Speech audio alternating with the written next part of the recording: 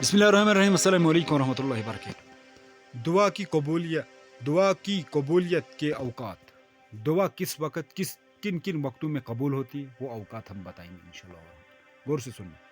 Number 1، اذان اور اقامت کے درمیان، اذان اور اقامت کے درمیان، تہجد کے وقت، فرض نماز کے بعد، اور جمعہ کے دن کی ایک گھڑی، سجدے میں، اور سحری کے وقت، روزے کی حالت میں بھی، آگے شب قدر میں، قرآن مجید کی تلاوت کے بعد، سفر میں، عرفہ کے دن، آب زمزم پیتے وقت، میدان جنگ میں، بارش برستے وقت، اور جب اچانک بارش ہو رہی ہو، بارش میں اچانک جب دھوپ نکلے اس وقت، یہ ان اوقات میں دعائیں قبول ہوتی ہیں۔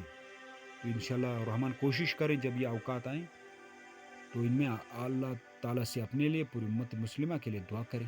اور ایسی ویڈیو دیکھنا چاہتے ہیں چینل کو سبسکرائب بھی کریں، سب کے سے شیئر بھی کریں، اور کمنٹ میں ضرور اپنی رائے کا بھی اظہار فرمائیں۔ اپنا خیال رکھیں، اللہ حافظ۔